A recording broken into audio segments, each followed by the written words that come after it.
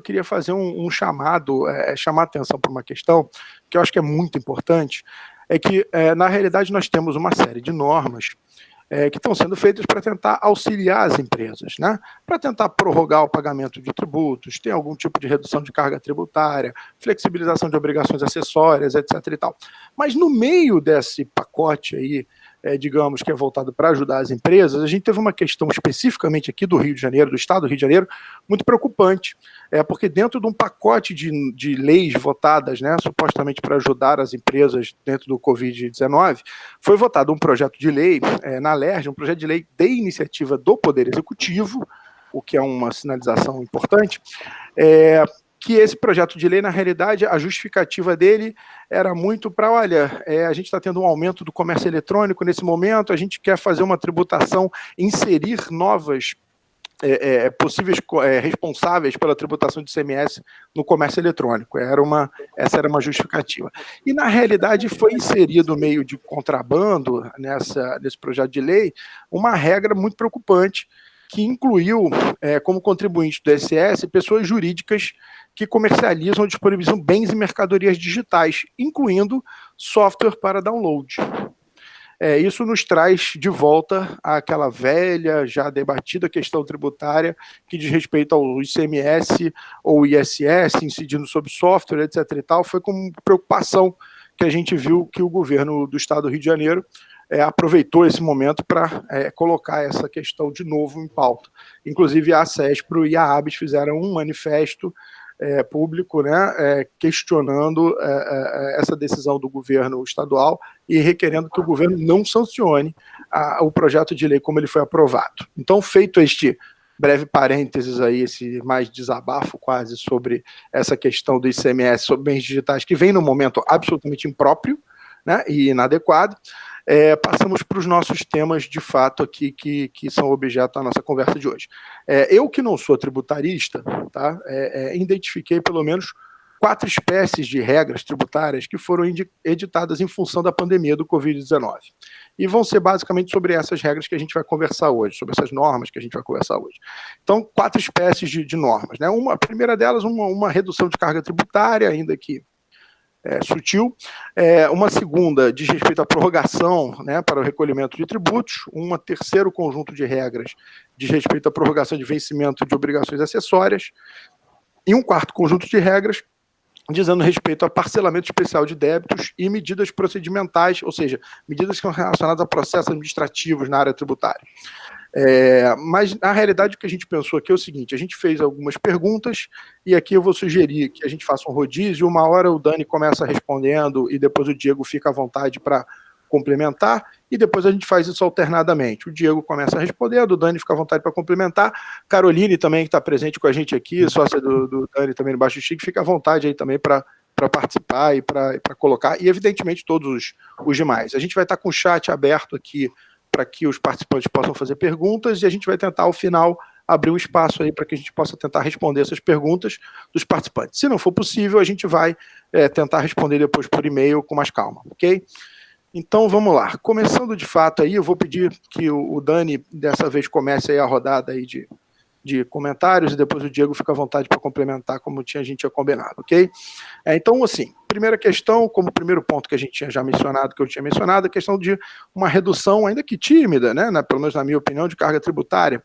A gente teve, na verdade, uma redução de alíquota de IOF crédito e de contribuições do Sistema S, que pelo menos são os 2 casos que eu identifiquei sendo um não tributarista. Então eu queria perguntar para vocês de que forma vocês acham que essas medidas beneficiam especificamente as empresas de TI, que vocês pudessem falar um pouco mais sobre essas medidas e explicar um pouquinho mais sobre o impacto dessa redução e o que a gente pode imaginar disso. Fica aí com a palavra, Dani, então, por favor. Obrigado. Bom, pessoal, só mais uma vez agradecer Nédio por ter sugerido minha participação aqui no evento e agradecer o convite da CESPRO para conversar um pouco com vocês nesse momento difícil. Antes de eu responder essa pergunta, Marcos, se todo mundo permitir, se vocês estiverem de acordo, realmente as coisas no Brasil não são fáceis. Além da gente estar lidando com isso e aparentemente algumas soluções serem propostas, a gente tem essa situação em que a legislação vai mudando a cada dia, a gente tenta se adaptar e vem sempre uma novidade. Quando você consegue se estruturar, aí aquela nova legislação já foi objeto de um questionamento judicial, que também já sofreu uma nova alteração, e é muito instável a situação. E não fosse tudo isso suficiente, como o Marco falou, veio uma maldade aqui no estado do Rio de Janeiro para essa questão do ICMS no comércio eletrônico. E pior do que essa discussão do ISS, do ICMS na tributação de software, porque isso vai ser decidido pelo Supremo com repercussão geral, Marco, o que chamou a atenção foi a questão da responsabilização das plataformas. Se for atuado o comércio por intermédio de plataformas, ou administradoras de cartões de crédito, ou fintechs, elas são responsáveis caso o ICMS não seja recolhido na operação pelo comerciante. Então, é pior do que simplesmente voltar a uma discussão de ISS e ICMS, é você atribuir responsabilidade pelo pagamento do tributo a quem é só um veículo. Tá? Eu sei que não é o objeto de hoje, mas a gente pode até conversar sobre isso ao final, se vocês quiserem, mas é pior ainda do que uma simples rediscussão, uma nova tentativa de se tributar pelo ICMS, aquilo que a gente sabidamente opera com ISS. Entendendo, desculpa interromper, que eu não acho necessariamente pior, muita gente não acha necessariamente pior, até porque é uma questão de tributar duas vezes, né? Então, a gente já eventualmente paga duas vezes, porque são dois municípios, que às vezes você faz um e cobra o outro, e a gente é obrigado a pagar duas vezes, quanto mais três, aí uma outra tributação, porque ninguém abre mão dos seus. Não, desculpa, o que eu digo pior é porque eu não estou nem tratando aqui da tributação do software, tá? É quando é uma plataforma que viabiliza o comércio eletrônico, ela está sendo responsabilizada pelo recolhimento do ICMS. Foi criada a figura do responsável tributário para aquele que é um mero veículo. Tá? Salvo engano, até administradora de cartão de crédito. Exatamente. Então, assim, por exemplo, vou falar de uma maneira bem geral, mas é como se você estivesse responsabilizando o Mercado Livre pelo recolhimento do ICMS de quem vendeu mercadoria na plataforma deles. Então, eu entendo que não é SECOM, é exatamente assim, não é isso? Não, mas vamos lá. Isso não era para ser dessa maneira. O contribuinte do ICMS não é a plataforma. Eu não estou falando de sistemas, eu não estou falando de software, eu estou falando de alguém que resolveu vender uma mercadoria por uma plataforma qualquer. Ou seja, vocês são uma enzima que está possibilitando que se concretize a operação. Quer dizer, vocês, a plataforma que for, o sistema que for. E está sendo atribuída ao sistema a responsabilidade pelo pagamento do tributo. Você está sem o microfone.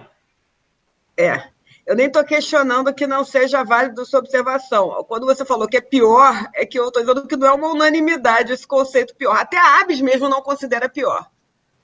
Não, mas é porque a questão do ISS e ICMS vai ser decidida no Supremo. Então, isso não vai durar muito tempo. Aliás, a votação ia ser hoje, não é isso? Então, hoje, por esses dias.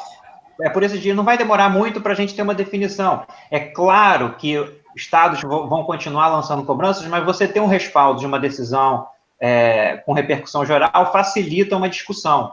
Por isso que eu digo assim, a minha conotação de pior é criar uma situação, um problema que não existia. Claro que eles reavivaram uma discussão que é um desserviço à sociedade, que é justamente essa bitributação, mas eu enxergo que essa não vai ter vida longa, essa discussão, por estar pautado esse tema no Supremo. O que eu estou dizendo que é pior é porque eles vieram com um problema novo, absolutamente novo, que não tem o menor cabimento, ainda mais na situação em que a gente está vivendo. Parece que é um oportunismo desmedido no momento em que você tem um crescimento do comércio eletrônico por conta do isolamento social. Então, é uma medida de se aproveitar e você está matando, você está responsabilizando as plataformas, você está, muitas vezes, inviabilizando o funcionamento, porque se não for uma plataforma gigante, já instituída, você não tem nem ferramentas para fazer esse tipo de controle e operar um sistema dessa maneira. Mas... Ou seja, na realidade, Dani, acho que a tua observação é perfeita e está indo na contramão exatamente da pergunta que eu fiz, né? Porque a pergunta que eu fiz era sobre medidas ainda que tímidas de redução de carga. Na realidade, o governo estadual, na contramão, ele cria novos responsáveis pela tributação. Ele não aumenta a alíquota, né? Mas ele cria novo responsável, cria novas hipóteses de incidência, ou seja, está indo na contramão do que a gente esperava, que é uma questão de flexibilização, redução, etc. e tal. Então, assim, acho que o teu comentário é super pertinente. A gente não frisou tanto a questão da plataforma, porque a gente não tem, assim, muitos associados aqui, salvo engano, que façam esse papel de plataforma. A gente tem mais desenvolvedores de software, comercializadores, distribuidores, etc. Então não foi algo que a gente frisou tanto como a CESPRO, né? Mas o seu comentário está correto. Não, está correto. Eu acho que o problema da lei é que ela não diz que ele vai ser responsável como contribuinte. Mas, em caso de sonegação, ele poderá ser responsável, que isso é uma coisa mais complexa, né? Quer dizer, caso alguém acione, ele pode ser o responsável final de uma questão de sonegação. Mas, então, não é você emitir a nota, né? Eu não estou dizendo que isso é melhor ou pior, eu só estou dizendo que não é tão óbvio. Tecnicamente, você atribuir responsabilidade significa que você está dizendo que, embora o contribuinte seja uma outra pessoa, o responsável é que fica responsável pelo recolhimento. Então, não é... A gente está falando aqui de subsidiariedade, não. A gente está falando de atribuição de responsabilidade pelo recolhimento a quem não é o contribuinte. Mas vamos lá, vamos entrar na primeira... Essa lei já está valendo? Desculpa, não, ela ainda vai à sanção. Então, tá. Então, eu sugiro que a gente deixe esse tema para uma próxima reunião, porque esse é um tema polêmico e no final a medida a ser tomada vai ter que ser uma medida global, vai ter que se juntar todas as empresas e fazer alguma ação global. Sem dúvida. Então, vamos lá. Para a primeira pergunta, vou tratar... Eu sei que, como a gente já tinha feito um pequeno roteiro de perguntas, o Diego mais tarde vai falar sobre a questão da postergação. Eu vou tratar da redução de carga, que foi a pergunta que o Marco colocou. Desculpa, Marco, eu fico te chamando de Marco, eu sei que é preferível Túlio, mas vamos lá. A redução na verdade, zerar as alíquotas do IOF temporariamente, e a redução das contribuições parafiscais, que são conhecido como o Sistema S. Tá? É um alívio realmente marginal você zerar a alíquota de IOF. É claro que você reduz a carga incidente sobre a tomada de crédito, muitos estão buscando financiamento bancário nesse momento, mas não é um grande alívio. Eu acho que é mais só uma sinalização de boa vontade, mas não tem um efeito material significativo, tá? Não sei se vocês estão conversando com instituições financeiras na busca por crédito, mas o que vai impactar realmente é a taxa que está sendo cobrada. O IOF é o de menos nessa situação. E a segunda parte, que é a redução do Sistema S, esse já é um tema um pouquinho mais complexo, porque a equipe econômica, a equipe econômica do governo, ela já demonstrou por algumas vezes a vontade de eliminar o Sistema S, tá? O que causou revolta a Sebrae, Firjan e etc. Mas a ideia é que você reduza essa carga em cima da folha, que é um dos empecilhos ao pleno emprego no Brasil, é o que joga tanta gente na informalidade. As contribuições parafiscais, elas representam 5,8% da folha. Significa que toda a sua folha você tem que pagar 5,8% para o Sistema S, para as contribuições parafiscais. Ela foi reduzida nesse momento de pandemia, foi reduzida à metade, mas também é um alívio temporário, esse é um pouco mais significativo, porque todos que têm funcionários vão perceber essa folga, mas também não é grande coisa. Sobre esse assunto das contribuições parafiscais, nós lá no escritório estamos trabalhando uma tese, a gente tem explicado isso para os nossos clientes, planejamento fiscal no Brasil, infelizmente, não é só revisão de procedimentos, mas hoje em dia envolve litígio. A gente não busca nenhuma aventura, não, mas aquelas teses que já são relativamente consolidadas, a gente tem que buscar um amparo judicial, porque senão o concorrente vai buscar e você não está tendo o alívio que você pode aplicar no seu preço para conquistar a clientela que o outro está tendo. E em relação às contribuições parafiscais, nós levantamos que há uma legislação, logo depois que foi instituída, essas contribuições foram instituídas, uma legislação limitou a base de cálculo delas a 20 salários mínimos. E parte da legislação foi revogada em relação à contribuição patronal, mas não em relação às contribuições parafiscais. E essa limitação de 20 salários perdurou na legislação sem que ninguém tivesse tido muita atenção a isso por muito tempo. E uma empresa em São Paulo, um grande contribuinte, iniciou uma discussão que foi até o Superior Tribunal de Justiça, justamente para fazer valer essa limitação de 20 salários mínimos. E hoje há um entendimento no Superior Tribunal de Justiça favoravelmente ao contribuinte para limitar esses 5,8% a 20 salários mínimos, ou seja, em termos reais, vocês recolheriam de contribuição para fiscal hoje R$ 1.100 por mês. Não interessa o tamanho da sua folha, você só recolheria 5,8% em cima de 20 salários. A gente tem feito essa discussão para diversos clientes, não só na área de TI, mas diversas áreas, porque quando o assunto chega no STJ, o julgamento é monocrático favorável ao contribuinte. A gente encontra a resistência ainda em juízes de primeira instância, mas nós já temos conseguido algumas liminares.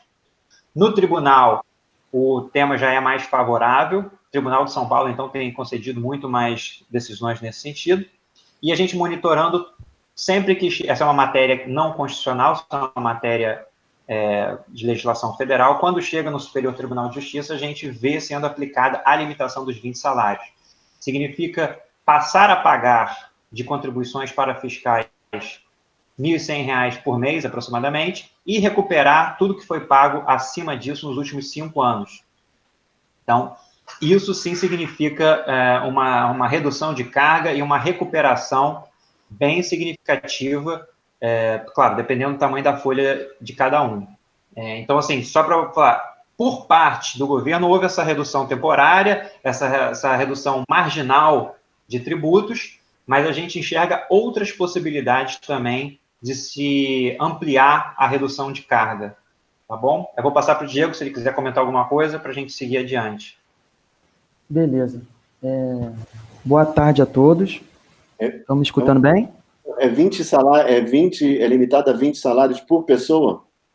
Não. 20 salários, a sua folha fica limitada a 20 salários, a contribuição para fiscal fica limitada a 20 salários.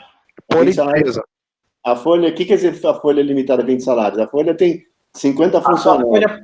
A sua folha pode lhe custar R$ 1 milhão mês. Você vai recolher 5,8% sobre 20 salários mínimos. Caramba, que diferença. Independente do tamanho da tua folha. Desculpa? Ou seja, independente do tamanho da tua folha lá. Não interessa quantos funcionários você tem, quanto salário você tem. Mas isso você tem que entrar na justiça, não é? Não, isso é judicial. O caminho é um mandado de segurança, que não tem risco de sucumbência, né, em caso de perda, mas nós temos tido sucesso em alguns casos já em primeira instância, mas quando a gente tem uma decisão negativa, a gente sabe que essa é uma batalha para ser levada ao Superior Tribunal de Justiça, onde os julgamentos estão sendo feitos monocraticamente em favor do contribuinte. É algo que vale a pena. A gente tem sugerido isso para todos os nossos clientes. Isso é uma diferença enorme, enorme. A economia pode ser muito grande.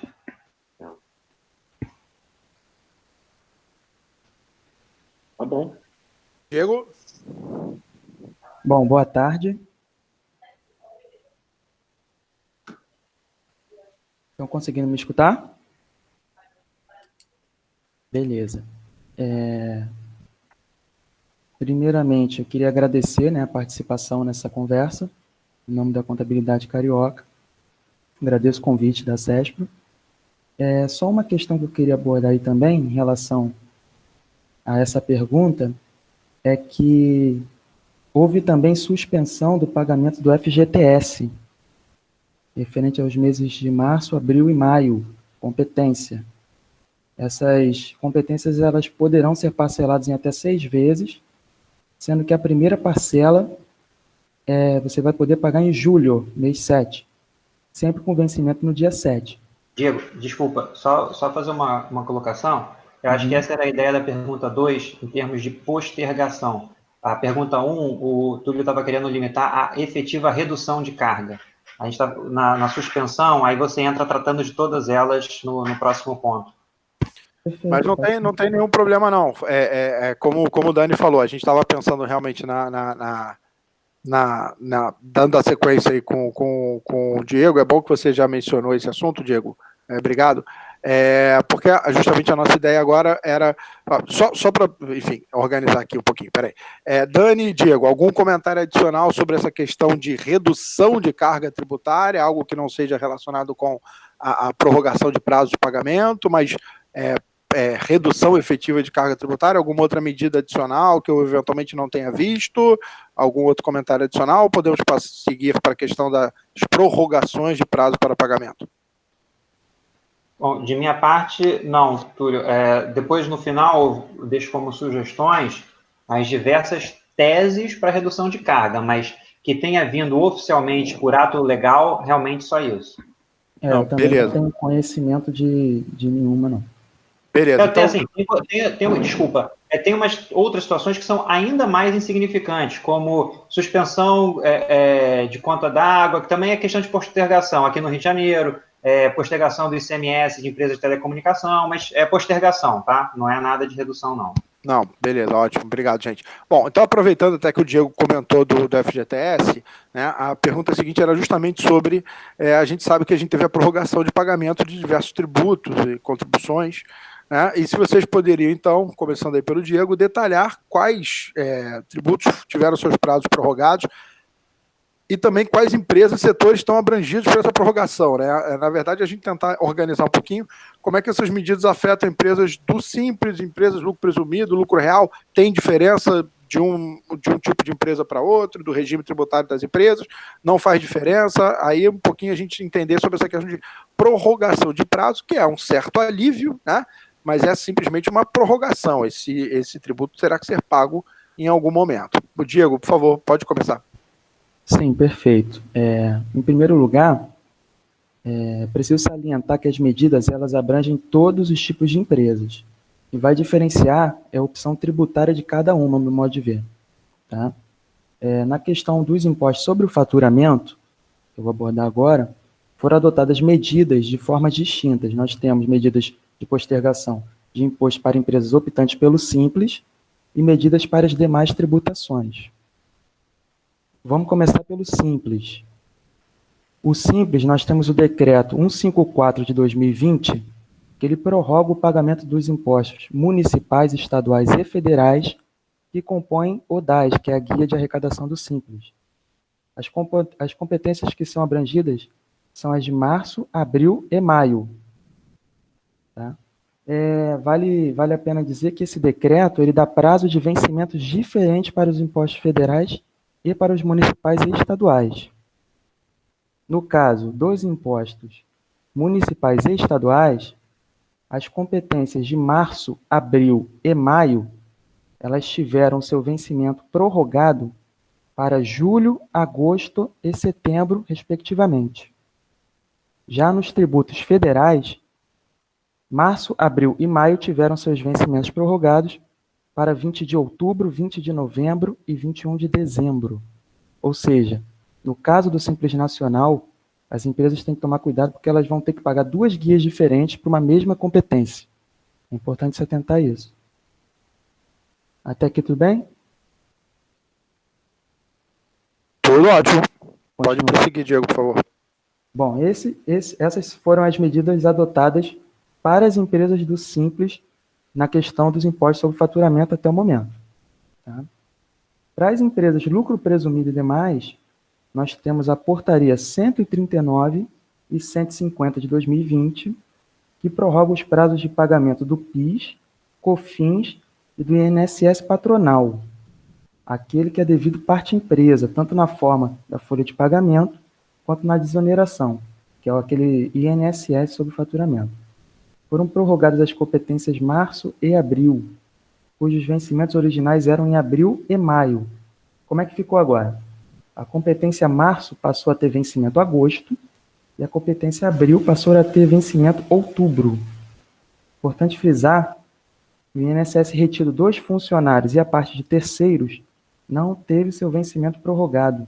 Essa parte deve ser paga normalmente agora dia 20. Tá? Algumas observações que eu quero fazer. Os impostos Contribuição Social e IRPJ ainda não tiveram seus prazos prorrogados, então esses impostos devem ser pagos nos seus vencimentos normais, dia 30/4. No que diz respeito ao Rio de Janeiro, para as empresas de lucro presumido, real e demais, ainda não foram adotadas medidas de prorrogação do ISS e nem do ICMS. Especificamente só do ICMS foi, pelo que eu sei, foi especificamente só para empresas de telecomunicações, ao contrário do que ocorreu com o Simples Nacional. Então a gente fica nessa expectativa, se vai ter ou não. Até aí, tudo bem? Show, Diego. Beleza. Pode continuar. E a outra questão é aquela que eu tinha abordado na pergunta anterior, né, que eu passei agora aqui para baixo, é que a guia do pagamento do FGTS, ela também teve suspenso, né, o seu prazo de pagamento, os meses março, abril e maio, que seriam pagos agora em abril, maio e junho. Eles poderão ser parcelados em até 6 vezes, sendo que a primeira parcela será paga em julho, dia 7, e as demais também, consecutivamente.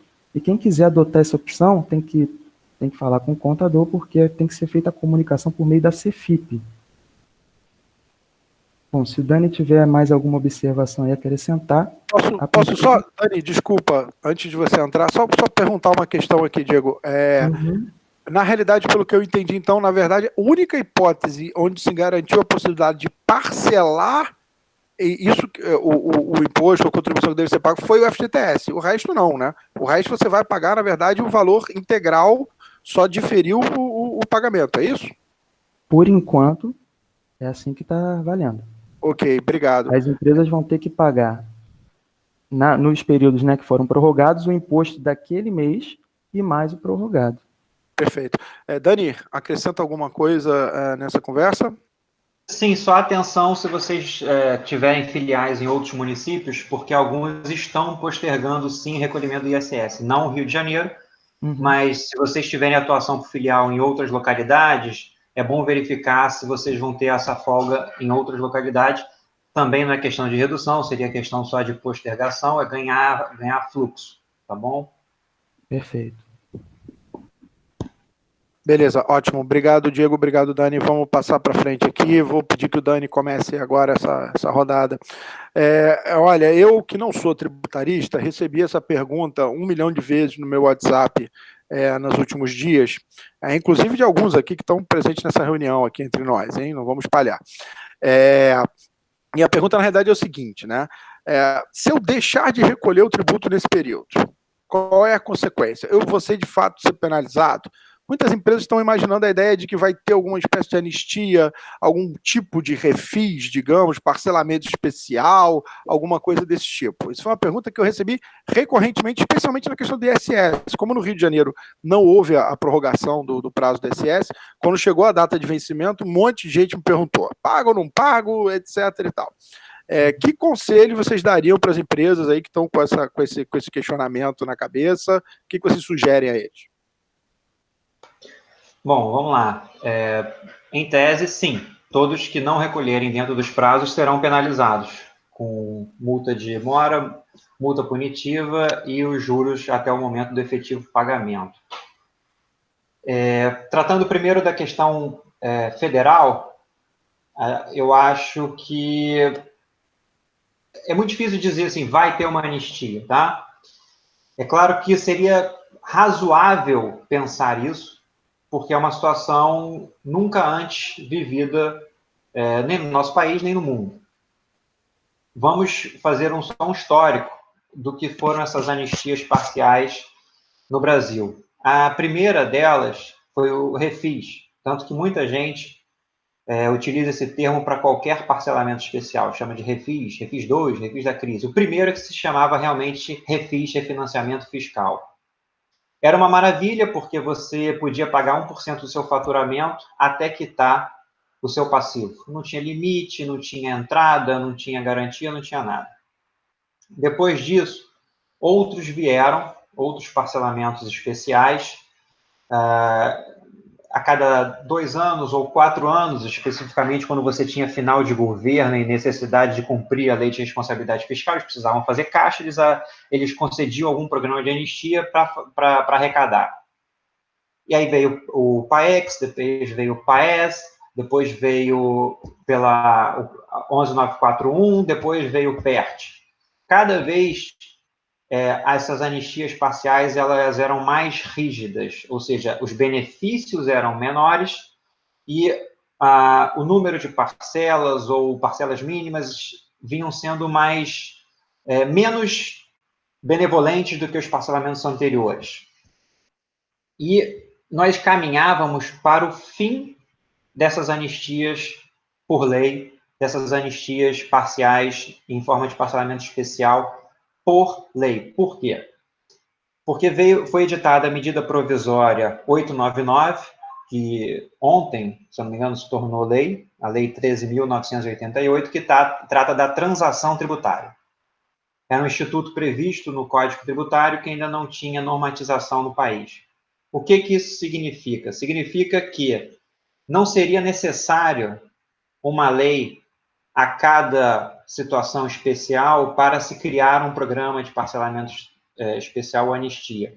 Foi atribuído poder à Procuradoria da Fazenda Nacional que faça a transação com os contribuintes na medida da necessidade. Então, a Procuradoria, percebendo que são créditos de difícil recuperação ou situações especiais em que causou alguma situação de aumento de dívida, eles poderiam, sem uma legislação específica, ou seja, prescindindo de um ato do Executivo do Legislativo, negociar com os contribuintes. E essa negociação de 3 formas. Por adesão a um edital da Procuradoria, ou seja, ela cria as normas e o contribuinte simplesmente adere ou não, que é exatamente como foi em todas as anistias anteriores. Então, você não tinha nada tailor-made para os casos, você tinha anistias gerais e que você via se você se encaixava naquela situação. Era justamente uma das críticas, você não consegue atender a todos, você atende a alguns, mas não a todos. A segunda modalidade é quando a Procuradoria aborda o contribuinte e sugere uma negociação específica para o caso dele. E a última modalidade, que só é válida para contribuintes que tenham mais de 15 milhões de reais de débitos inscritos na dívida ativa, que é a proposta do próprio contribuinte. O contribuinte levanta a mão e diz, olha, eu preciso resolver minha situação fiscal, eu proponho que a gente chegue a um acordo, e aí a gente tem parâmetros para redução de juros, nunca pode haver redução do principal, e a gente tem uma limitação de 84 parcelas para se resolver. Então, assim, a gente caminhava na esfera federal para o fim dessas anistias periódicas, seja de final de governo, seja por alguma situação excepcional, com o Instituto da Transação Tributária. Então, nós imaginávamos não haver nova anistia no futuro.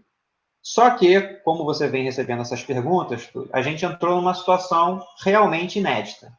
A gente não está falando de uma simples crise econômica, a gente não está falando de uma situação pontual, a gente está lidando com uma recessão mundial e talvez, sim, mas é muito difícil se prever isso. Assim, não tem como dizer, não, você pode ficar tranquilo que virá uma anistia. Não, eu posso dizer, pode ficar tranquilo que existe o Instituto da Transação, mas você tem que se enquadrar nos critérios da transação caso ela aconteça. Ou se você tiver débitos muito altos, você mesmo pode negociar. Então, desculpa se eu falei muito, mas objetivamente, posso ser penalizado? Sim. Se não houver o recolhimento, pode ser penalizado. A gente hoje está tratando especificamente de imposto de renda, CSLL, porque PIS/COFINS e patronal foram postergados. Simples também postergado. Sim, você pode sofrer uma punição, mas algumas empresas entendem que há necessidade de se resguardar e garantir fluxo de caixa atrasando o recolhimento de tributos. A gente está falando de juros Selic. Hoje, realmente, é muito melhor se financiar com o governo do que com a instituição bancária. Mas a gente tem a multa de mora, que é de até 20% no atraso do recolhimento dos tributos. E caso não haja o recolhimento espontâneo, você também tem a multa punitiva, em caso de autuação por parte do fisco, entrar em cobrança, você vem com a multa punitiva de 75%. Isso na esfera federal. Especificamente sobre o ISS, realmente não houve nenhum movimento aqui no município do Rio de Janeiro, nem em termos de redução, nem em termos de postergação. E há pouco tempo houve o Consilia Rio, que era justamente uma anistia parcial para recuperação de créditos. No âmbito municipal, eu acredito que sim, deva acontecer alguma coisa, tá?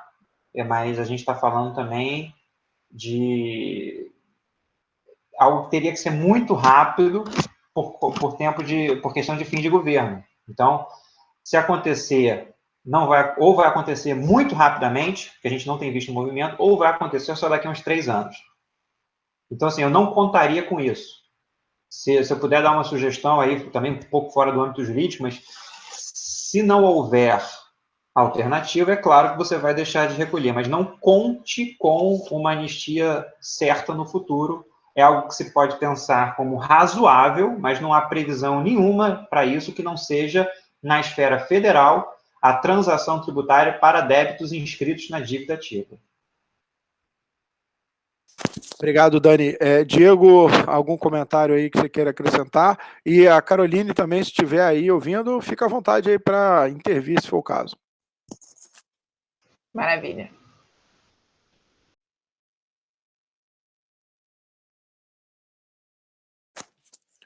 Diego? Oi. Não, perfeita a colocação do Dani.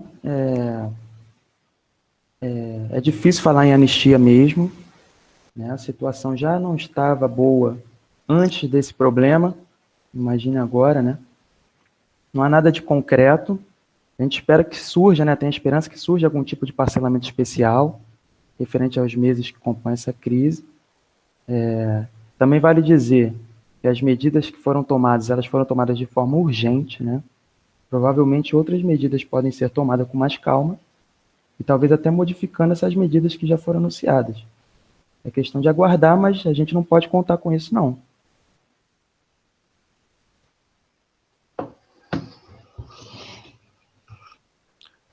Bom, Caroline, quer falar alguma coisa? Apareceu aqui uma imagem dela? Não? Eu vou pedir Túlio, eu vou pedir para... Não, eu estou tentando trabalhar aqui com o meu microfone. Eu vou pedir para a Carol me ajudar na minha próxima aparição na pergunta 5 que você tinha programado, porque ela me ajudou muito com o trabalho que nós fizemos no escritório.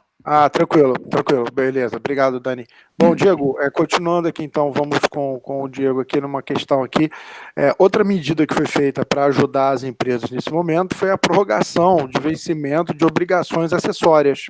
Então, eu ia pedir, na realidade, se você podia listar, Diego, por gentileza, quais obrigações acessórias foram prorrogadas, se tem algum cuidado especial que as empresas de TI, né, especificamente devam tomar com essa questão das obrigações acessórias, que é uma questão prática, mas é uma questão de grande importância também. Sim, claro.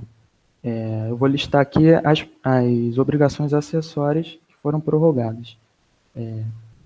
Primeiramente, vou falar da DEFIS e do DASNE-CIMEI anual, que são as declarações de imposto de renda de pessoa jurídica optante pelo Simples, né, e o microempreendedor. Elas tiveram seu vencimento postergado para 30/6. O vencimento original era 31/3. Isso está na Resolução 153 de 2020. A gente tem também a Instrução Normativa 1932, que ela posterga para o 15º dia útil de julho, mês 7, as DCTFs mensais que deveriam ser entregues em abril, maio e junho. Essa declaração ela informa os débitos e pagamentos dos impostos federais das empresas do presumido real e imune e isenta do imposto de renda. A mesma instrução ela também está postergando para o 10º dia útil de julho os SPED de contribuições dos mesmos moldes da DCTF. Esse SPED ele informa principalmente o cálculo do PIS, do COFINS e da contribuição previdenciária sobre o faturamento. Tá? O interessante, nesse caso aí, para as empresas de TI e as outras empresas, é que como as DCTFs elas só serão entregues em julho, qualquer imposto que deve ser declarado na DCTF, que são quase todos, né, e seja devido nesse intervalo de tempo, não constará como débito na Receita Federal. Então, é interessante que as empresas de TI, elas tomem cuidado nesse sentido, de acompanhar e saber o que realmente é devido para não surpreender mais para frente. Obrigado, Diego. Dani, algum comentário adicional sobre essa questão de obrigações acessórias? Não, Túlio, nada a contribuir a tudo que o Diego já expôs. Obrigado. Íntimo, né? Você viu que eu já me tomei de intimidade. Pode ser Carol, sim. É porque você falou Carol, aí eu fui na onda. Mas, enfim, a questão é a seguinte, né? Estão surgindo várias notícias sobre a concessão de medidas liminares para suspender o pagamento de tributos. Algumas delas que eu vi com base numa portaria de 2012, né, do Ministério da Fazenda, a portaria 12 de 2012, que trataria aí de hipóteses específicas de calamidade pública, né, e postergação de tributos. Eu já vi, enfim, várias notícias, eu pessoalmente não sei dizer ainda se essas liminares têm sido mantidas ou não têm sido mantidas na avaliação pelo tribunal, em grau de recurso. Então, era saber a opinião de vocês sobre esse tipo de iniciativa e quais cuidados as empresas, em geral, de TI especificamente, deveriam tomar ao ingressarem com esse tipo de medida judicial. Bom, vamos lá. Eu vou fazer um panorama e depois pedir para a Carol complementar, porque ela me ajudou nesse trabalho que a gente fez no escritório. A gente levantou exatamente isso, que existe uma portaria de 2012 que trata da suspensão dos tributos federais e parcelamentos caso haja decretação de estado de calamidade por estado ou município. Essa portaria de 2012 não fazia menção a nenhuma calamidade específica. Ela justamente abordava de maneira geral qualquer situação de calamidade reconhecida pelo poder público. No estado do Rio de Janeiro, no estado de São Paulo, foi decretado o estado de calamidade, assim como a calamidade nacional. E aplicaria-se, então, essa portaria. Essa é a tese, tá? O que acontece? A Fazenda Nacional já disse que não vai concordar com isso, porque entende, embora isso não esteja escrito em lugar nenhum, que seria para calamidades regionais. E ainda, que faltaria regulamentação desta portaria. Sobre a questão de se tratar de calamidades regionais, isso não consta no texto. Ainda que se tenha pensado dessa maneira, a norma em vigor trata de simplesmente decretação de calamidade. Agora, só fazer uma intromissão, desculpa, que é advogado, a gente fica com uma vontade de falar, a gente não se controla. Regulamentação de portaria eu achei ótimo, mas vai, segue, por gentileza. Não, mas porque existe, Túlio, porque a gente está falando de hierarquia de normas dentro do Ministério da Fazenda, hoje o Ministério da Economia. Você pode ter uma portaria do ministro e depois você tem a instrução normativa que vai torná-la, vai trazê-la Normalmente a instrução normativa só repete o que a portaria diz, mas sim existe a figura da regulamentação. Não, exatamente, mas daí isso servir como base para dizer que não está valendo, né? A portaria... Vamos lá. Mas desculpa, eu já estou me metendo no mérito aí da... Não, por favor, Túlio, contribua. Mas houve uma regulamentação, tá? Não houve uma regulamentação em termos de listagem de quais municípios ou estados, mas houve uma regulamentação no sentido de se dizer que, além dos tributos, as obrigações acessórias a eles referentes também estaria adiado a apresentação. Então, não deixa de ser uma oportunidade que o fisco teve de regulamentar a portaria. Esse é um contra-argumento nosso.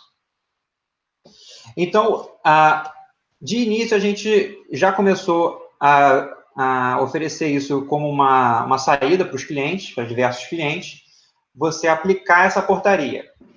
Diversos clientes nos responderam imediatamente perguntando se eles poderiam aplicar a portaria sozinhos ou se haveria necessidade de uma discussão judicial. E a nossa resposta foi que sim, poderia ser aplicado sem respaldo judicial, sabendo que, posteriormente, toda a argumentação seria para a defesa de uma eventual imposição de penalidade, multa e juros no recolhimento que foi feito tardiamente. Então, assim, seria possível. Só que a gente teve justamente essas diversas modificações legislativas, e quando veio a suspensão do PIS/COFINS e da patronal, ficou ainda mais evidente que a Receita entendia que aquela portaria não era aplicável, senão bastaria ela dizer, aplica-se a portaria, estão suspensos os tributos. Quis suspender, então, somente PIS/COFINS e patronal, deixando claro que não reconheceria a suspensão do IRPJ e da CSLL. Então, nós reforçamos com os clientes que o ideal seria buscar, sim, o amparo judicial para uma medida como essa. Foi nisso que a Carol me ajudou muito, fazendo uma pesquisa nacional de onde estava sendo liminares estavam sendo deferidas, posicionamento dos tribunais, justamente para entender como é que o judiciário responderia a essa questão. E nós tivemos também, nessa situação dessa tese no judiciário, 2 momentos. Antes da suspensão do PIS/COFINS da patronal e depois da suspensão do PIS/COFINS da patronal. Esses 2 momentos, também por 2 lados, por parte do contribuinte ter o interesse na discussão e como os juízes estavam aplicando a norma. Por parte do contribuinte, quando a gente passa a falar somente de IRPJ e CSLL, a gente tem que efetivamente analisar na ponta do lápis se vale a pena uma discussão como essa. Não só pelo gasto com honorários de advogado, até porque a gente costuma cobrar a maior parte como êxito, ou seja, só em caso de sucesso, mas para saber se seria uma medida efetivamente interessante. Porque tem gente que está no lucro real e não tem tributo a pagar, então é uma discussão inócua. Tem gente que tem crédito de IRPJ e CSLL e também não tem desembolso de caixa. E tem gente que tem só parcelamento ordinário. E o parcelamento ordinário, o melhor caminho seria reparcelar dentro da transação tributária com uma portaria da PFN que veio justamente pela calamidade do coronavírus.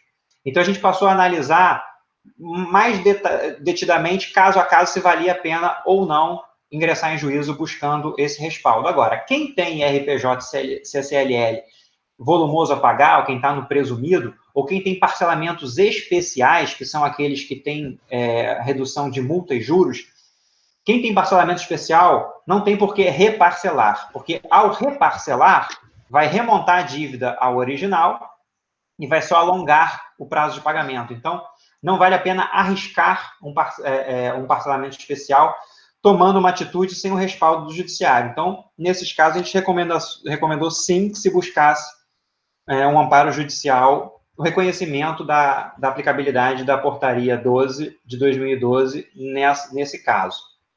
E por parte do judiciário, nós víamos, a Carol conseguiu levantar um número muito grande de decisões favoráveis ao contribuinte, era quase que meio a meio, cada 2 mandados de segurança, um tinha liminar deferida. Era uma situação. Quando veio a suspensão de PIS/COFINS e patronal, a postura do judiciário passou a ser outra.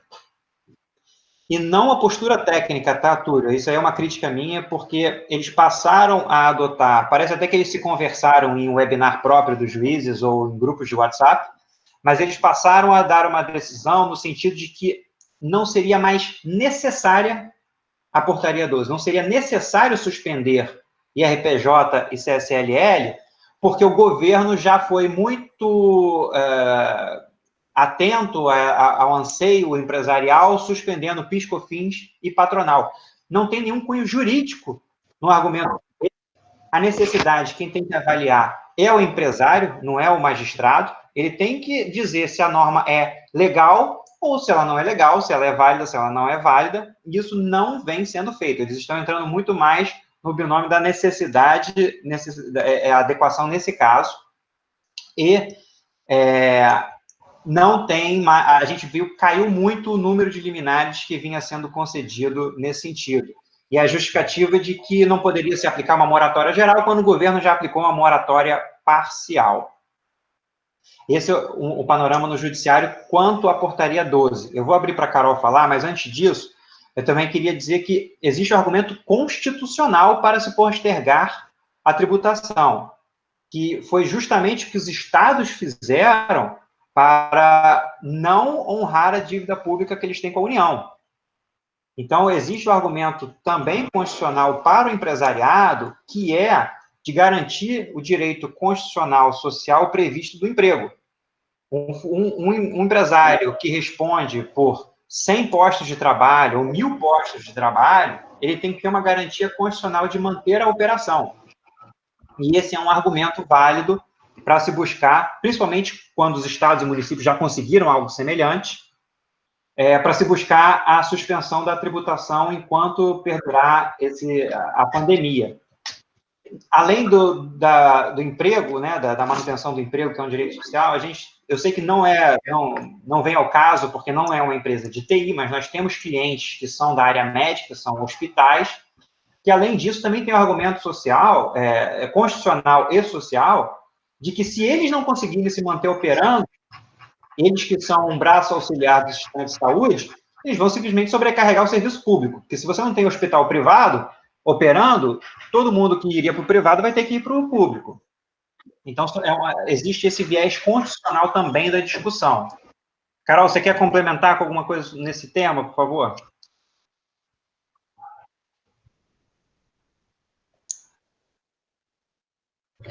Eu queria complementar com relação a esse levantamento que a gente tem feito com relação ao entendimento dos tribunais, pré e pós atos da Receita Federal, é bem visível a diferença da manifestação dos juízes de primeira instância.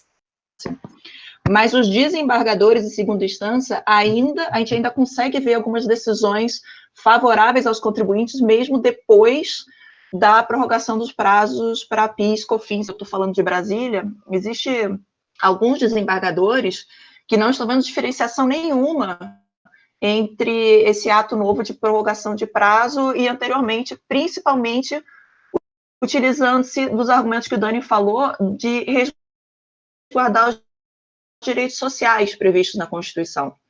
Então, isso nos dá uma certa esperança de que, mesmo se os juízes de primeira instância mesmo eles mudando esse posicionamento agora, com esse entendimento que a gente considera raso, de o governo já está auxiliando dessa forma, então não há mais periculo in mora, não há mais plumes boni iuris para eu determinar a prorrogação do prazo do IRPJ do CLL. Mesmo tendo esse entendimento nos juízes de primeira instância, a gente tem visto, em segunda instância, a manutenção da aplicabilidade da portaria do Ministério da Fazenda, atual Ministério da Economia. Então, é uma coisa que a gente ainda tem esperança em conseguir em segunda instância. E, claro, isso tudo depois vai para os tribunais superiores, né? E aí a gente vai ter que esperar que STJ e STF vão decidir. Só para finalizar essa questão, Túlio, depois você pergunta, por favor. Nós, então, a recomendação é, caso haja IRPJ e CSL a pagar, e principalmente quem tem parcelamentos especiais, sim, a gente sugere que seja adotada essa medida. Caso uma liminar seja concedida, mantida no tribunal, mas ao chegar nos tribunais superiores em Brasília, ela seja revista, como se o contribuinte não tivesse o direito a esta postergação, o que vai acontecer é que, na pior das hipóteses, ele vai pagar multa e juros que deixou de ser pago justamente no momento em que ele precisava deixar de pagar. Então, a gente está sempre tratando só da questão de multa e juros. A gente, dependendo do volume, vale a pena essa discussão, sim. Obrigado, Dani. Obrigado, Carolina. Eu ia justamente perguntar sobre qual é o risco envolvido e você acabou de esclarecer sobre a questão da multa e dos juros. Diego, algum comentário que você queira agregar aí nessa discussão? Não. Eu acho que essa pergunta ela é muito exclusivamente jurídica, né? Não tem muito o que argumentar nesse caso. Tá ótimo, obrigado, cara. Bom, vamos em frente. O Dani comentou, ao responder uma pergunta anterior, um pouco sobre essa questão do parcelamento especial de débitos que foi instituído agora pela portaria, salvo engano, 7820 de 2020, agora de 19 de março. A gente tinha uma pergunta específica sobre isso.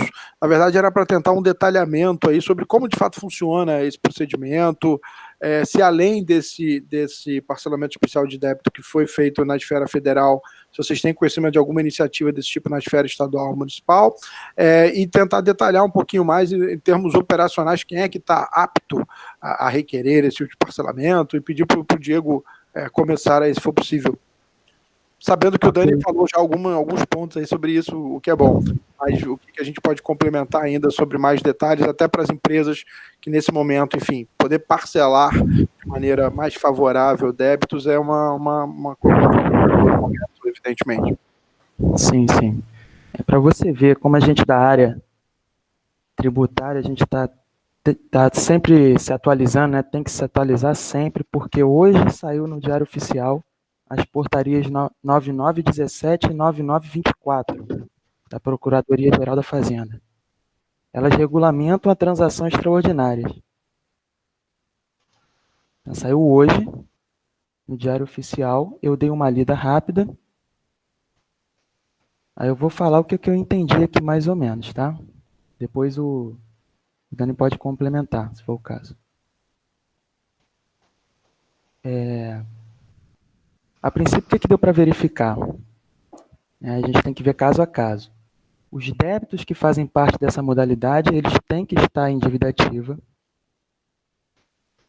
A opção por esse parcelamento, ela deve ser feita através do sistema Regularize, que é o sistema de regulamentação da Procuradoria.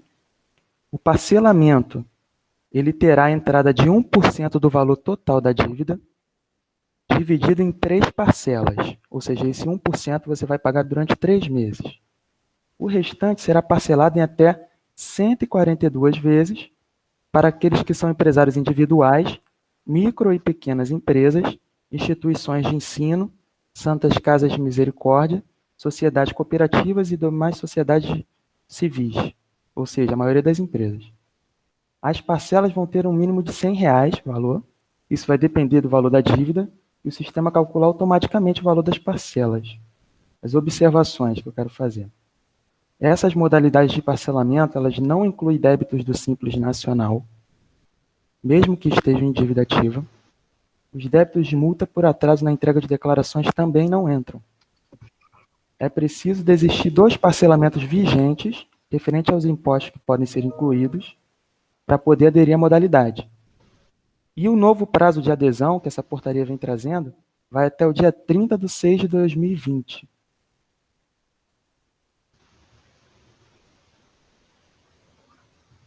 Ok, Diego. Obrigado. Dani, algum comentário adicional? Você já tinha falado um pouquinho sobre essa questão do parcelamento, do histórico. O que acontece? Uma questão que você quer acrescentar? Sim, por favor. Essa é o que a gente fala de regulamentação, Túlio. Como foi editada a lei que converteu a medida provisória da transação tributária, a PFN teve que editar uma nova portaria regulamentando agora não a medida provisória, mas a lei em si. E também reforçando a portaria 7820, que é esse parcelamento especial. O Diego colocou muito bem quais são detalhes, principalmente para pequenas e médias, micros e pequenas empresas, mas um detalhe, diz débitos na dívida ativa, tá? Só que existe a estratégia de você, querendo participar de uma transação como essa, você pode pedir a migração dos seus débitos do âmbito da Receita Federal para o sistema da dívida ativa para poder aderir ao parcelamento especial. Então, a gente tem que avaliar caso a caso, primeiro, se vale a pena um reparcelamento ou se o que você tem hoje em dia já é melhor do que o novo. Se for ordinário, o novo é melhor, mas se for ordinário, que eu digo, é o parcelamento simplificado, aquele que pega e divide por 60 vezes e pronto, não tem redução de nada. Se for um parcelamento especial, você tem que realmente avaliar se vale a pena a migração. E se você não tem débitos na dívida ativa, mas tem interesse nesse parcelamento extraordinário, porque ele tem uma entrada de 1%, que também fica diferida, e mais o parcelamento alongado, que vai além dos 60 meses, a gente pode trabalhar a migração dos débitos para o sistema da dívida ativa, permitindo, então, que o contribuinte, pelo sistema Regularize, faça a opção por esse novo parcelamento. E aí, mais uma vez, vale reforçar, isso é esfera federal. Estados e municípios, Estado do Rio de Janeiro e município do Rio de Janeiro, especificamente, nada nesse sentido. Outra observação importante que eu queria fazer é que na legislação antiga, você poderia parcelar em até 97 vezes. Essa nova portaria, ela trouxe o parcelamento para até 145 vezes.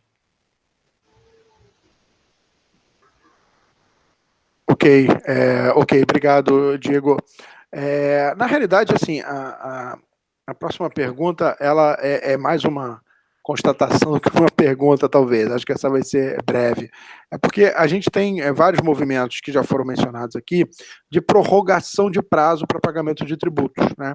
Isso é importante a gente chamar a atenção das empresas, que isso pode gerar um problema de fluxo de caixa no futuro, né? Porque, na realidade, as empresas vão ter que arcar com esse tributo que foi diferido agora, o pagamento, que foi adiado o pagamento, e também com o tributo do mês corrente, né? Com exceção do FGTS, que foi parcelado, né? Foi diferido e parcelado, as outras hipóteses não, né? Então, na realidade, era só chamar a atenção e perguntar se vocês têm algum conselho aí para dar para as empresas, além do conselho mais óbvio, que é prestar atenção a essa questão, né, do fluxo. Mas aí perguntar para o Dani se ele acrescenta alguma coisa sobre esse ponto especificamente.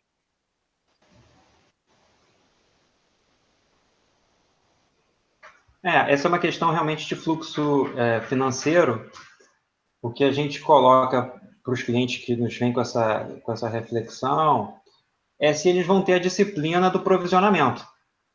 Porque pode ser interessante, ainda que você vá recolher acumuladamente lá na frente, pode ser interessante você fazer uso desse caixa se você tiver a disciplina de deixar isso resguardado para uma eventual emergência, tá? Ou se você precisa, você vai utilizar isso de alguma outra forma, porque você já tem um faturamento previsto para logo mais. É simplesmente uma questão de fluxo. E o resto eu vou deixar para comentar ao final, Túlio, que são outras sugestões para esse momento, tá? Ótimo, perfeito. Obrigado, Dani. Diego, algum comentário aí nesse ponto, não? Sim, na minha opinião, isso daí é muito pessoal mesmo, varia de empresa para empresa. O que eu acho interessante é adotar as medidas já anunciadas. A gente não sabe como é que vai ficar o cenário daqui a 3 meses, né? Então, toda postergação que vier, eu acho bem-vinda, mas tem essa questão realmente de você ser uma pessoa organizada, provisionar bem as coisas, e o contador também tem que participar, né? Nessa fase, ele tem que ajudar o empresário. É isso. Aproveitar aqui, Dani e Diego, perdão, esse comentário aí do Diego, para frisar uma coisa que eu esqueci de frisar na abertura, né? A gente tem aqui na SESPRO Rio e na SESPRO Nacional o que a gente chama de Conselho de Inteligência Jurídica, que é uma reunião de advogados de diversas áreas, tributária, trabalhista, da área que atuam mais na área de TI, e também de contadores. Porque a gente entende que é preciso ter, de fato, essa troca de informações, de experiências entre a área contábil e a área jurídica. E isso a gente fez questão de implantar isso dessa forma, assim, no Rio de Janeiro, e eu tenho que dizer que em algumas ACESPROs fora aqui do Rio, outras regionais, isso foi visto de uma forma mal vista por alguns advogados. Era como se os advogados não quisessem se misturar com os contadores, como se eles fossem melhores do que os contadores. Eu tive que ouvir isso em algumas reuniões. E deixar claro, e eu queria frisar esse ponto, que aqui na SESPRO do Rio de Janeiro a gente fez questão, e continua fazendo questão, de promover sempre essa troca, esse intercâmbio entre a área contábil e a área jurídica, porque a gente entende que isso tem a agregar para os nossos associados. Tá? Então, aqui, voltando... até gostaria de falar que, sem dúvida, muito, né? Na prática, agregado, independente da teoria, tem agregado realmente. Contador, advogado, a parceria contador-advogado é fundamental. Não existe isso de um é melhor ou pior do que o outro. São práticas com interfaces, cada um dentro da sua especialidade, mas quando se conversam, os benefícios para o cliente são muito superiores ao quando você trabalha isoladamente. Essa parceria tem que existir dentro da SESPRO, em toda e qualquer situação. Quando a gente começa a trabalhar para o cliente, a primeira coisa que eu peço é uma reunião com o contador para a gente poder estabelecer justamente uma relação. Perfeito. Também estou de acordo também. Só queria fazer esse adendo aí, porque de fato foi uma coisa que eu ouvi em algumas reuniões por aí. Mas vamos seguir aqui. A gente tinha combinado normalmente um prazo aí tentando num limite aí de 1 hora de duração para os nossos eventos do Radar. A gente já passou um pouquinho, mas já estamos indo para uma conclusão, creio eu. porque, enfim, a gente tem muita novidade nessa área tributária, então, de fato, a gente justifica, creio eu, a gente se alongar um pouquinho. Diego, para a gente terminar aquele conjunto aí de 4 espécies de normas que foram emitidas para tratar da questão da Covid-19, a gente teve também algumas medidas procedimentais que foram adotadas, ou seja, relacionadas com validade de certidões, suspensão de prazos administrativos, etc. e tal. Você podia detalhar um pouquinho sobre essas medidas, porque elas são, evidentemente, medidas que são acessórias, mas que têm importância. Evidentemente que tem empresas que têm passivo já, ou têm contencioso administrativo em andamento, etc. e tal. Acho que é importante a gente frisar o que está acontecendo nessa área também. Você pode fazer um apanhado aí, por favor, do que está acontecendo nessa questão? Sim, sim.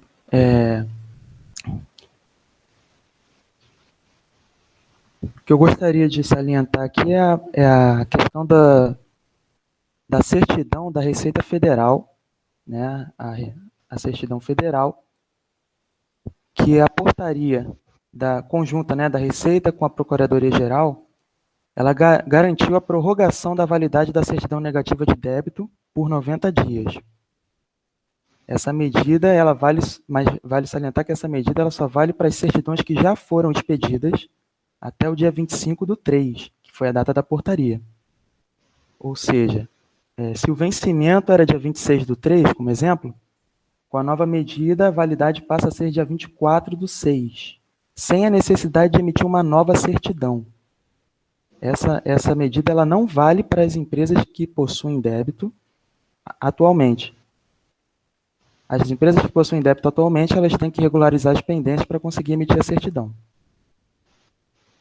Se o Dani tiver mais alguma coisa a argumentar aí. Então, na verdade, são certidões emitidas até 25/3. Isso, até 25/3, que teriam validade, por exemplo, até dia 26/3 ou até dia 30/3, elas têm mais 90 dias de validade. Perfeito. 25/3 também conhecido como meu aniversário. Dani, algum comentário aí adicional sobre esse ponto? Não, só acrescentar que a Procuradoria do Estado fez um movimento idêntico em relação às certidões da dívida ativa estadual. Perfeito. Bom, eu estou partindo aqui já para um encerramento, e aí a grande questão na verdade, perguntar, e aí iniciando pelo Dani, seguindo a nossa ordem aí de alternar a fala de cada um, que conselhos vocês dariam nesse momento para as empresas de TI, na qualidade aí de profissionais da área tributária?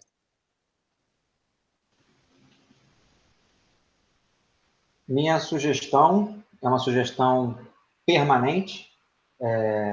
Claro que num momento como esse, as pessoas estão dando mais atenção, mas é que se faça um planejamento tributário em cada empresa, que verifique se estão optando pelo regime de tributação correto, se estão fazendo a apuração correta, justamente mantendo um advogado em contato com o contador para que se busque toda e qualquer redução de carga possível no planejamento, além de regimes de tributação, como classificação correta dentro do ISS, e alíquotas de tributos, saber se efetivamente tudo está sendo aplicado, se há créditos que não estão sendo aproveitados, fazer um efetivo planejamento. E voltando ao que eu disse no início, que planejamento fiscal no Brasil, infelizmente, também envolve o contencioso. Então, quem não estiver discutindo aquelas teses mais batidas, como o ISS no PIS e na COFINS, como o ISS na contribuição previdenciária sobre a receita bruta, as contribuições parafiscais, como eu citei no início, vocês devem buscar isso porque faz parte de um planejamento, tá? Isso tudo é algo que deve ser feito sempre. Sempre vocês têm que estar revisando o procedimento, sempre vocês têm que estar revisando se vocês podem aderir a algum sistema, como a gente teve do RAID, software de desenvolvimento nacional, tudo aquilo que a gente possa fazer para reduzir carga. Essa é a minha sugestão, de que façam algo que deve ser feito sempre, mas aproveitando que está todo mundo prestando mais atenção neste momento em que há necessidade de se gerar caixa, que não necessariamente oriundo de faturamento, com redução de custo, que façam isso. E uma última observação, ainda no tema fiscal, que a gente não colocou nas perguntas, Túlio, mas mas é interessante. Se alguém tiver discussão judicial tributária com depósito judicial, seja no polo ativo, discutindo um tributo, mas que está garantindo judicialmente, seja no polo passivo, se vocês têm depósito em garantia de execução fiscal, o judiciário está liberando os depósitos mediante substituição por outra garantia de bem imóvel, justamente por questão da pandemia. Esse foi um movimento que iniciou na esfera trabalhista. Acredito até que na esfera civil isso também já possa estar acontecendo, mas no tributário, as garantias de dinheiro estão sendo substituídas, claro, mediante solicitação, por outro tipo de garantia para liberar fluxo de caixa para o empresariado.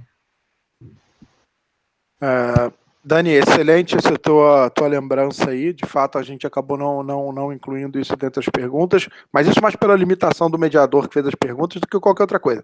Mas, de fato, é uma lembrança bem muito boa e é uma medida muito efetiva nesse momento que está todo mundo, de fato, querendo preservar o caixa, né? Que é um dos grandes objetivos nesse momento de crise. Dani, muito obrigado aí pela tua disponibilidade em participar. Caroline, também agradecemos aí a tua disponibilidade em participar. Diego, obrigado. Diego, fica aí a tua palavra para também aí fazer algum tipo de opinião ou conselho sobre cuidados que as empresas devem tomar nesse momento agora de crise. Desculpa, Diego, desculpa pular na sua frente. Só para aproveitar para também poder me despedir, vai que todo mundo já está cansado, vai sair antes de eu poder dar um último tchau. Mais uma vez, agradecer a sugestão que o Ned fez, agradecer você, Maria Luísa, por terem me convidado para esse evento. Se me permitem, eu vou deixar ali no chat, eu vou botar o meu e-mail e o meu celular, caso alguém queira continuar alguma discussão, ou se surgir uma dúvida, uma consulta futura, ou, quem sabe, quiser a assessoria do escritório, a gente está à disposição. E também sugerir a vocês, caso haja interesse da associação, nós temos um time civil, que pode tratar de relações contratuais dentro da pandemia, e um time trabalhista que pode também tratar desse tema. Caso vocês queiram, num outro webinar de vocês, é só me avisar que eu tenho equipe que está pronta para também poder esclarecer dúvidas e palestrar com vocês. Dani, muito obrigado pela sua oferta, gentil.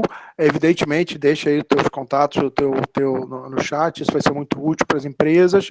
A gente está programando fazer um webinar por semana sobre algum assunto jurídico, né? Então, a gente, inclusive, hoje estava discutindo isso no grupo do WhatsApp nosso, da CESP, sobre essa questão de revisão de contratos, questão de determinação de força maior, caso fortuito, etc. e tal, toda essa história. A gente, evidentemente, vai entrar nesse tema e agradecemos a essa indicação. E depois conversamos com você com mais calma e com o Baixo Chique sobre até a possibilidade de vocês virem integrar o nosso Conselho de Inteligência Jurídica. Acho que, se vocês tiverem essa disponibilidade, é uma coisa bacana, é uma iniciativa que a gente está agregando advogados para trabalhar em prol da associação. Muito obrigado. Diego, vamos lá? Bom, o conselho que eu dou é que se mantenham sempre atualizados com as informações passadas pelos profissionais da área, o contador, o advogado, o consultor, os meios de comunicação, né, jornais, TVs, etc. Conforme o Dani falou, é que façam um planejamento fiscal e tributário pelo menos anualmente, esse é o mínimo. Como a gente não sabe que ponto vai chegar essa crise, né, quanto tempo que ela vai durar. Eu aconselho sempre a adotar as alternativas que estão sendo disponibilizadas pelos órgãos competentes. Acho que é isso, não tem para onde correr, a realidade é essa, nós temos que nos adaptar. Caso precise de alguma ajuda ou de alguma orientação, se vocês permitirem, eu vou deixar meu e-mail e telefone também. Podem mandar, podem me ligar, à vontade. Obrigado pela presença de todos no webinar. E minha mensagem final é que se cuidem e só saiam de casa em extrema urgência. Obrigado, Diego. Agradecendo a você, agradecendo a Contabilidade Carioca, que é também um parceiro aí histórico da CESP já. Maria Luísa, creio que a gente está encerrando, pelo menos o que a gente tinha programado em termos de perguntas, e aí fica para você a palavra para poder fazer o encerramento como nossa presidente. Gostaria de agradecer ao Dani, ao Diego, a você, Túlio, que foi um excelente debate, muito esclarecedor, todos gostamos muito, e pedir que vocês continuem nos acompanhando no programa Radar Acespro, que é toda terça e quinta, mas que excepcionalmente na semana que vem teremos uma edição na quarta e sexta por causa do feriado de Tiradentes. Vocês não lembram que vai ter feriado semana que vem, porque está todo mundo em casa, mas tem feriado. Então, na semana que vem, o primeiro evento da quarta-feira será com o Roberto Mosiman Silveira, que é o diretor do Great Place to Work, e vai falar sobre essa questão da empresa com o seu profissional, com o seu colaborador. Muita coisa bacana vai ser dita, então eu conto com vocês na quarta-feira que vem, mas só na semana que vem. Tá ok?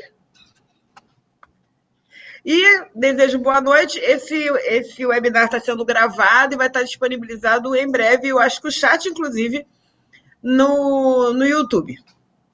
Tá bom? Então, eu agradeço, Túlio, e podemos nos despedir. Obrigado, gente. Um grande abraço aí, uma boa... Bom, eu estou na França, né? Para mim já é tarde da noite aqui, para vocês início da noite. Boa noite a todos, um grande abraço, até o próximo Radar Acespro. Até logo. Um abraço. Parabéns, pessoal. Obrigado. Boa noite.